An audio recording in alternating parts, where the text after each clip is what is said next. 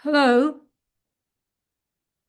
It's been a while since I posted a video episode, and this episode is entitled Getting to Know Me Living in Two Places.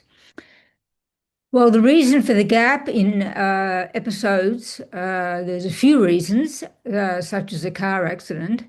Nothing was hurt except our car, but my spouse and I did suffer mild concussions for a few days. Then I took a break from writing fiction while organizing our annual migration from Alaska to Texas and took a short holiday to do so. At the end of February, we will return to Alaska from Texas. We have a small house in Alaska and a medium-sized one in Texas. Today, I want to talk about dividing my life geographically and how it has impacted my creativity as a writer. As many of you know, I spent many years studying mathematics in Paris, France, and working on a problem often required traveling to meet colleagues in other cities. I was born and raised in Australia, and while in France and later in the USA, I would spend several months at a time each year visiting elderly relatives, all of whom since passed away, unfortunately.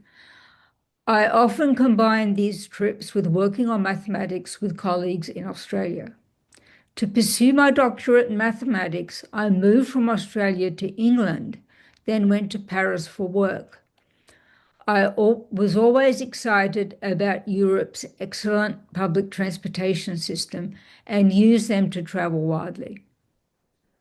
My real name is Paula Tretkov, which I use for my mathematical work. For my fiction novels, I use my pen name Diana Dirkby. The decision to write under a pen name was to prevent confusion between my mathematics and my fiction writing. The divided existence between Alaska and Texas I now lead as an independent fiction writer is much simpler and more organized than the one I had as a professional research mathematician. It has proven to be an excellent situation for creative writing. I want to focus more on that recent fractured life as a fiction writer. I hope to share some good ideas. I am posting the video episode across two playlists on my YouTube channel. One is the podcast, Fractured Ink, Writing in Life's Chaos, also available as an audio podcast of the same name. And the other is my Amazon affiliate links, Products for Writing from Home. I shared a lot about myself in my first audio podcast, Schizophrenia as I Live It, but I haven't revealed as much in these two newer playlists. For both playlists, it's helpful to know some facts about my background to clarify things. For example, if I share a link to one of my affiliate products, it might help you to realize I use Amazon products extensively, not just in one home, but in two. Understanding more about me definitely enhances the reading experience of my fiction novels. I also post the audio version of Fractured Ink to my Buzzsprout account, so it is available on platforms like Apple Podcasts. When I share links to Amazon, I use my affiliate links. As an Amazon associate, I earn commissions from qualifying purchases. I will give the affiliate links to my two fiction novels, The Overlife, A Tale of Schizophrenia. This novel is closely inspired by my and my mother's experiences with schizophrenia. The second fiction book, Three Kidnapped, Three Siblings, Three Furies, is a thriller horror novel about sibling abuse. I have experienced such abuse myself. While I didn't base the novel directly on my experiences, I was knowledgeable enough to write it. I am beginning a third fiction book based on my grandfather's experiences as a foster child in Australia around 1900 and the impact that had on his life. The split between Alaska and Texas came from my spouse's love for Alaska and my job as a university professor in Texas. We are both now retired from professional life in mathematics, yet we still haven't decided when or if we will downsize to one home. For me, Alaska's natural beauty constantly inspires and motivates me to get up and start writing immediately. In winter, the days are short, so I often begin working in the dark, eagerly awaiting sunrise and the view from our home. In summer, the days are long, and even an early riser like me can enjoy the view upon waking and begin working. We experience both winter and summer as our setup now allows. We love both seasons. We don't live in the coldest part of Alaska. In fact, we are on the Kenai Peninsula near Kachemak Bay, which moderates the temperature, although we often see heavy snow. Our small town of around 5,000 offers many conveniences, such as good doctors, a hospital, an airport, and a local college. Many residents pursue artistic interests, like writing, and the town hosts an annual writers' conference featuring notable faculty. So when I see my friends in Alaska and run errands around town, I feel connected to an artistic community that even has a high-quality independent bookstore. I have always loved animals, and many people in our town have dogs, which we enjoy.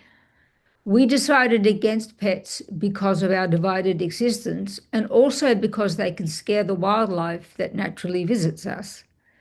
The wildlife makes me feel love, and that can be a great source of inner energy. We see moose, bears, wolves, lynx, porcupine, and an impressive array of wild birds and their seasonal migrations. With so much animal life and human artistic talent, I feel part of a community I want to write for. There are also many accessible walks which go down well when my spouse and I want to relax. One downside of our Alaska town is that it lacks many stores. It was in Alaska that a friend introduced me to Amazon Prime, right after we bought our home, but before we furnished it. By the way, we purchased our Texas home a year after buying the Alaska home, so I already had good knowledge of Amazon products for my writing. For my earlier work in mathematics to writing fiction novels now, the two homes differ wildly in size, furniture unrelated to writing, shelf space, and more. That means I often end up choosing one Amazon product for my Alaska home and another with the same function, but not exactly the same, for my Texas home. How do I feel about Texas? We live in a town with a university and a diverse community of people from around the world.